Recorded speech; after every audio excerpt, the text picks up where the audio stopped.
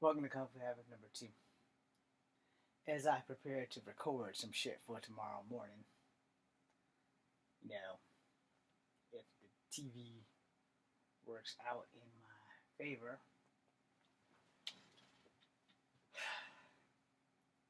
I gotta talk about some stuff that's not super becoming, you know, and I want to make sure you understand where I'm coming from. I've had a rough life, you know, I've had a very rough life. And from the outside looking in, you know, a lot of people aren't going to be as affluent to be on my side about it. They're not going to be, you know, oh, James, you're over exaggerating. They're going to be like that, you know. And the thing is, you know, you don't know what anybody's been through if you haven't walked a mile in their shoes. And to be honest, you don't even have to walk a mile in somebody's shoes. You really only have to take a couple of steps. Because a couple of steps in someone's shoes can make the difference on how you receive that person, how you perceive that person, how you acknowledge that person. And a lot of people don't want to do that. And the main reason why we don't want to do that is because it's too much like the right thing to do. And when something is too much like the right thing to do, most people choose to do anything but. And, you know, I grew up mixed. We were raised black. You know, can't change any of that. It is what it is. I don't have a lot of knowledge of our Cherokee heritage. All of the people who could have told me either didn't learn it, didn't want to learn it, didn't choose to learn it, and just said, fuck it, we're just going to be black. And that goes on both sides of my family, because we have Cherokee on both sides of the family. And I want to point this out because, you know, a lot of the outcomes of our lives have been robbed from us because people don't want to take the initiative to do the research, to do things. You've been with me on YouTube long enough to know my story. I am part black, part white, part Cherokee. I normally say I'm Cherokee, part black, part white. But it really doesn't matter how I slice it or how I put it. It's not going to change the fact that all three of those blood streams run within me. You also know that I am an actor. And I have been in this acting business for 21 years, and that is 20 years of failing. And you know, if I don't say it, it doesn't make it any less true. Because none of you know who I am other than the 128 of you that are here last time I checked. Now, I will be the first to say that my YouTube channel, my following fluctuates. The highest I've had was 130. And again, it fluctuates. And I leave that door open. I leave that door open for you to have that choice to come to my channel or not. I never claimed to be special. But I've also never been given any golden opportunities. And that is the thing that separates me from most people. You have to be given an opportunity. You have to be given a chance to actually succeed. You know, when I say I have failed for 20 years, it's because I've never gotten a chance. There has never been an acting company that has come to Charlottesville and said, we want that guy. No, not that guy, not that tall guy, not that built burly guy, that little short mixed looking dude. We want him. So no one said that. You know, so again, racism. Racism has been a bigger part of my life than it has been to anyone else. No. There's probably not been many more people, more victims of racism than those who are like me. Right? Those who have more than one ethnic background, more than one racial race in their race. Those whose family has outwardly decided that we're not going to honor all of our heritage, we're just going to follow one. Forget the fact that your great grandmother on your father's side was Cherokee, your grandmother possibly Cherokee, possibly mixed with black. We don't know.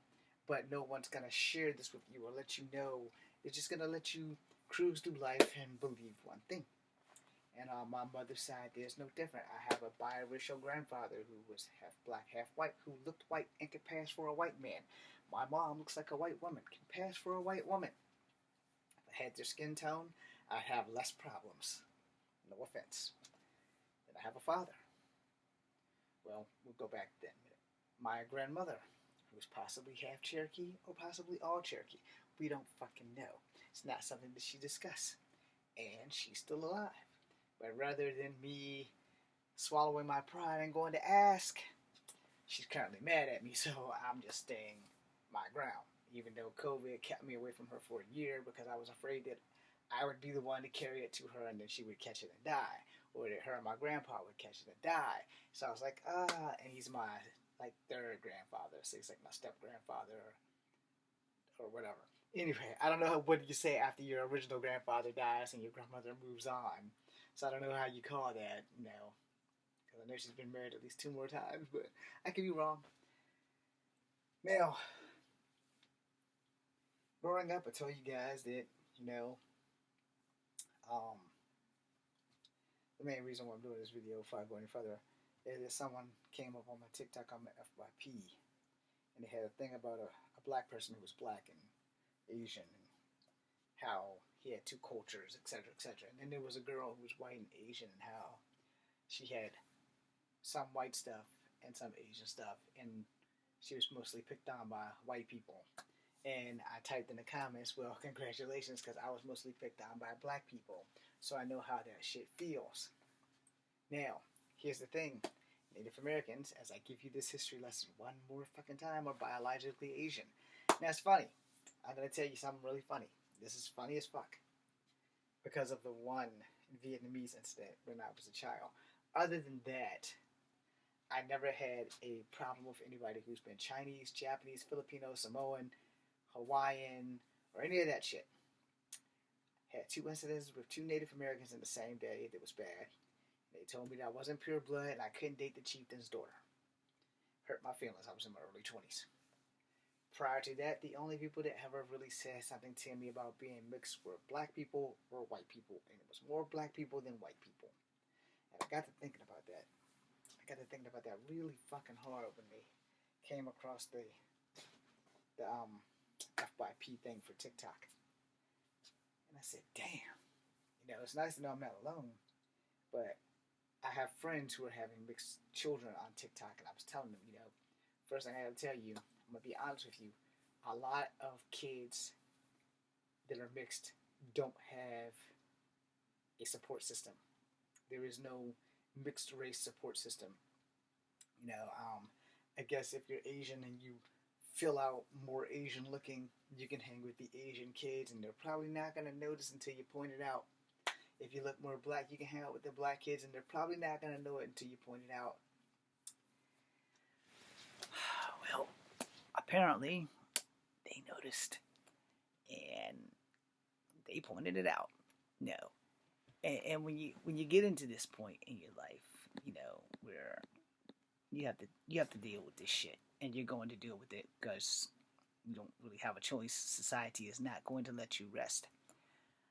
I have had more racist incidents from black people. I've made a video about this before, so I'm not going to go too deep. You guys can go find it. And the thing is, I do participate in responding to a lot of native TikTok. And I have told them, only like maybe 3 or 4 of them have actually responded and said that all natives are welcome, including you.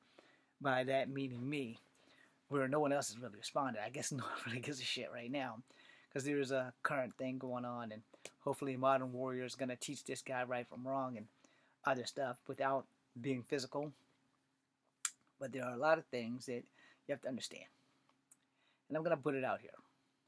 Racism does not discriminate. Understand that there is just as many racist people of every ethnicity as there are of ethnicities that don't look like you.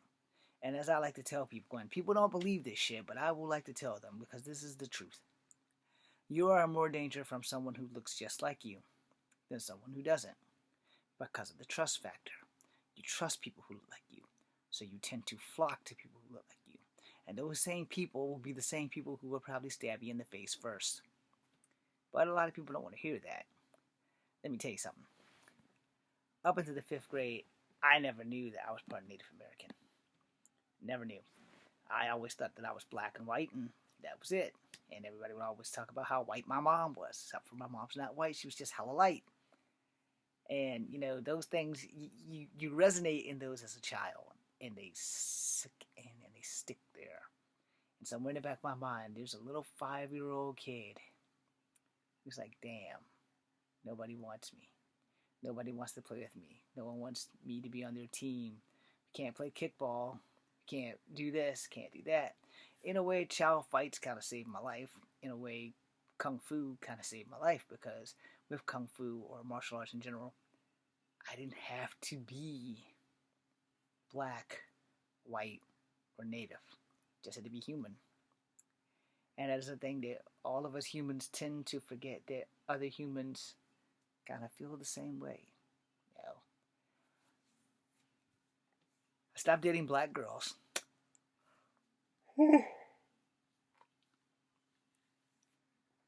For a bunch of reasons. Not more so of them breaking my heart and one of them almost getting me killed at like 13, 14. And then now I'm just not attracted to them at all, and I might be overly attracted to Asian women and Mexican women and white women, but I do love Asian women the most. I do think that they are the most beautiful women in the world. And then I kind of find out that genetically, this might be something that I inherited from the Cherokee Nation. Because I found out that Native Americans use their women as fucking bargaining chips in breeding factories. So I might have wound up being mixed whether I liked it or not. So finding that out, that really took me for a loop, because it was a culture shock. I did not know that. I did not know that Native Americans use their women, and specifically Cherokee, use their women as bargaining chips. And it fucked me up. When I read that, when I read that, it kind of hurt my feelings. I was like, oh, well, goddamn. So much for being full-blooded Cherokee, because I really wanted to be full-blooded Cherokee until I read that shit. And it's like, now it seems like that might have been an impossibility. Now, racism hurts, man. And if I break into tears here, it's real, because I don't really cry much, if at all. Unless somebody dies, I don't do any crying. I have swallowed the racism pill fucking forever. At 47, I have been the victim of racism more times than I can count. And it started with black people. Sorry, it started with black people. When you were that kid in the 1st grade where all the white kids are cool and the black kids are cool, and then there's you, and you're getting picked while you're all standing against the wall, and they're like, you, and then it's down to 2. And you're one of the 2. Where they take the strange kid who eats glue before they take you. I was not the kid that ate glue. Might have sniffed a few markers, but I wasn't the kid that ate the glue. And this went on, man. This went on. And then when the 5th grade came, no. This comrade, God rest your soul, made me want to find out more about who I am. And then in my 20s, 2 Native Americans made me hate being Native, because all my life, never thought I would hear the words, "You're not pure blood." Never knew nothing about that shit. And my great grandmother Ada never spoke about that shit. She did talk about how her and her brother John had to run through swamps to go to school in their moccasins and shit like that. And I'm like, I remember that shit. Now I remember stories, but I don't remember much. And she rarely spoke of John as I got older. And I don't know if they ever kept contact. So if you're watching this and you're kin to Ada Wallace Ford, and you're kin to her by my Uncle John, her brother, who I'm pretty sure was older, I'm not going to swear to it, reach out. Find me. Let me meet you. Anyway, moving on. Those 2 Indians, they fucked me up for a bit. And I was like, damn, Grandma Ada never said nothing about not pure blood, that natives would not accept me. Never did she tell me that shit. Never. I found out that day. And then, with White Cats, and I tell you guys, for 3 years, from 16 to 19, this one dude would not stop calling me Chief. I'm like, dude, my damn name is not fucking Chief. But he wouldn't stop calling me Chief. And to this day, I'm still angry about that shit. I do like being called Chief. I don't like being called nigger, but I definitely don't like being called Chief. They're both pretty fucking insulting. And when I was younger as a kid, and yes, I did use the N-word. I'm going to level it out. When I was younger as a kid, when it was, we don't want you because you're half honky. And then the blacks were that, and the whites were, we don't want you because you're half nigger. And that was kind of the shit that I went through. And then when I found out that I was part Native American, thank you, Miss Conrad, again, they were like, oh, that wasn't even an option. And then I got this. Yeah. So yeah, been through some shit with racism. Been through some shit, man. Now, I'll tell you when things changed. They didn't change in high school. They didn't change really in college. They kind of changed in college when it came to dealing with Asian people. Because I've never had an issue with Asian people. Never had an issue with Chinese people. Never had an issue with Japanese people. Never had an issue with Koreans. Never had an issue with Mexicans. Never had an issue with, yes, Mexicans technically are Asian because they are Native Americans and Native Americans are Asian. Never had an issue with anybody from Southeast Asia. And I never had an issue with Indians with the dots. Alright? Now, we got all that shit out the way. As I got older, and as I got back into college, actually, still got picked on. And it's just kind of fucked up that, these things happen. But, being multicultural has been a fucking blast in some cases and has been a not blast in some cases. And I've had stories, My surrogate father took me to Taste of China once when we were down in Florida. And this white fella was just going. He's talking. And he looked at me. And he shut up really quickly. Then he looked at the little Chinese guy over there with the trident. And he looked at me. Then back to the Chinese guy. Then back to me. Then back to the Chinese guy. And then back to me. And then my stepfather said, my surrogate father, he said, hey, what's wrong? He's like, is he part Chinese? I said, hell no. So I'm not part Chinese. I'm part Native American. He's like, oh, okay, then I can keep going. I was like, hey, man, I don't give a damn what you do. Yeah, I live in Virginia. I'm not going to go over there and tell them anything, and I don't speak Chinese. And so that's when I found out that the trident actually was a Chinese weapon. Fucked me up. But anyway, so I got to the point where I'm like, okay, also still in my 20s. I was like, you know what, man? This world is just fucked up. And it is. Stay tuned for part 2. I gotta light incense. The dog has passed gas. And the house is smelling some kind of